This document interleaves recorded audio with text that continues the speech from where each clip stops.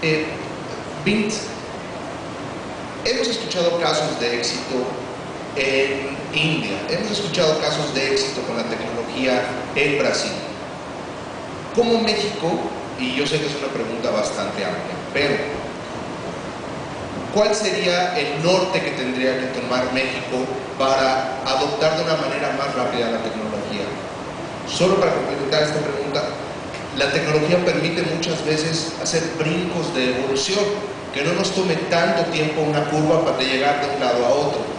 ¿Dónde crees que México debería de estar en estos momentos poniendo la vista? Let me just make a few specific points. The first one is that most of the success stories in the internet are a consequence of the, say, the permissionless innovation that it permits.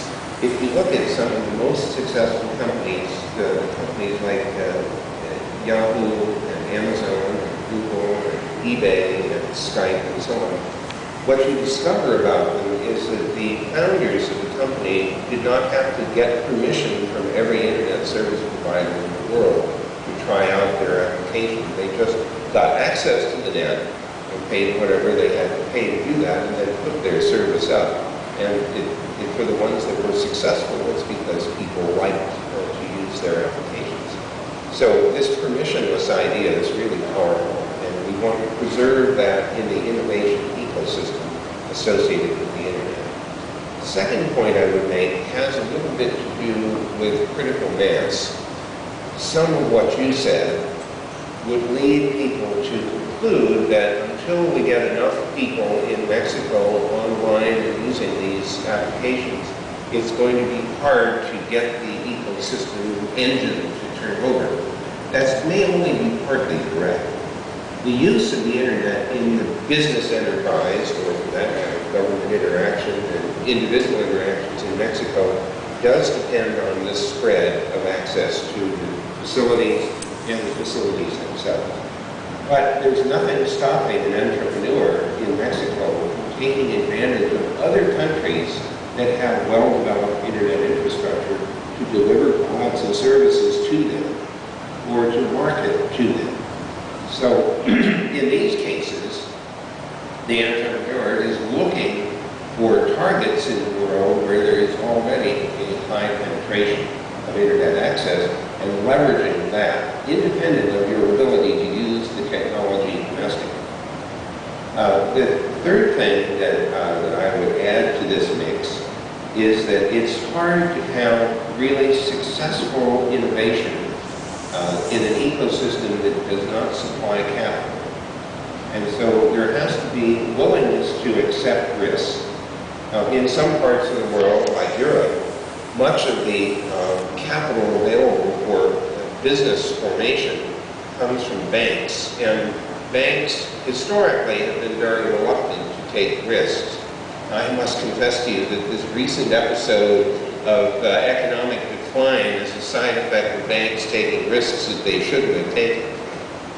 But you do need venture capital. You need people willing to accept risk in exchange for a significant potential payoff. Otherwise, the entrepreneur doesn't have the capital to get off the ground.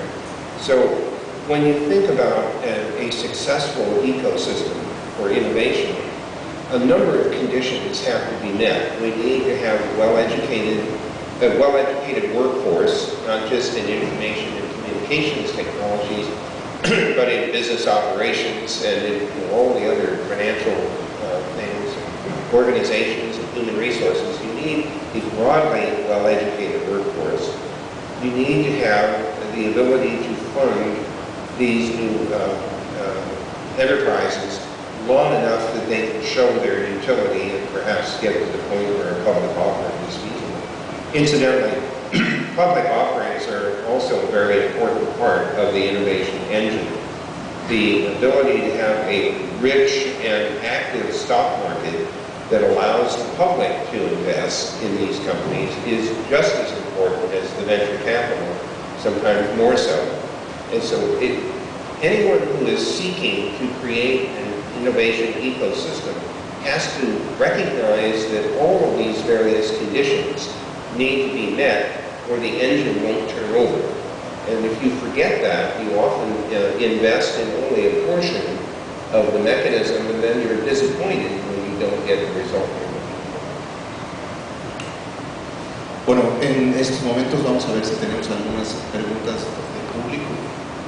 Todo con la primera acerca de qué es lo que va a suceder con el stock de direcciones IP, ya que la mayoría de los teléfonos móviles estén conectados a internet. Le platicamos un poco y después en una tercera pregunta mencionan si el gobierno mexicano, esto se lo acerco al señor Vint Cerf, si el gobierno mexicano debería impulsar acciones de promoción y difusión que proliferen y faciliten el despliegue de IP versión 6 ante la inminente tendencia de uso y crecimiento sostenido de la Internet.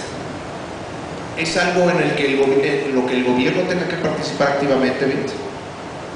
Well, I certainly think that the government has a role to play here to encourage the adoption of IP version 6 address space. Certainly in the United States, that's played a role in the adoption of IPv6, which I can tell you has been very slow.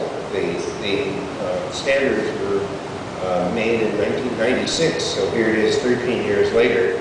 There wasn't very much pressure on anyone running internet service to introduce IPv6 because they had not yet run out of the IP version 4 address space. And it's now very clear that we will exhaust the available IP version 4 address space sometime in 2011, which is not very long. I took the position at Google that we really should invest in implementing the V6 in parallel with V4 so that we can do this on a very careful, engineered basis. If you only do the engineering in a crisis where you run out of address space and you have to have it tomorrow morning, engineers do a very bad job of engineering things in zero time, and it's not a good practice. So starting now, in order to get things implemented and tested before the absolute need arises is very important. Second observation about version 6. Some people will say, well, I have plenty of IP version 4 address space. I don't really need any myself, so I'm not going to bother. The problem with that theory is that if your market is in a place where they have run out of version 4 and they only have version 6 addresses, you need to be able to communicate with them using IP version 6.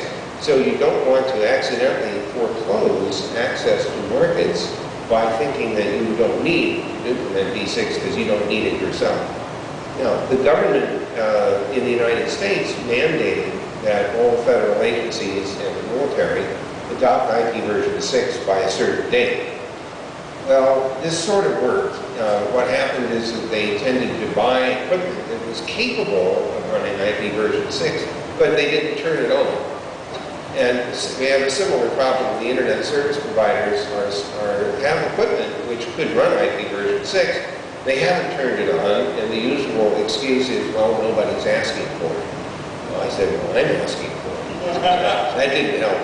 So I think the real pressure is going to come when the engineers who are tracking how much address space is left. ICANN especially is tracking because they are the source of the remaining IPv4 addresses. And they're saying it's very clear that we are going to run out. As that message finally penetrates, I'm hoping that we will see some real action on the part of the ISPs. Most of the other parts of the equation have been dealt with. The laptops have IP version 6 in them, from Vista or Windows 7 or the OS 10 from Apple or Linux or Unix. They all have V6 capability. Most of the router vendors have implemented it in the routers. It's just that it has to be turned on. So you should please ring the bell whenever you have a chance and say, people, it's time to do IPv6. Tenemos tiempo para un par de preguntas.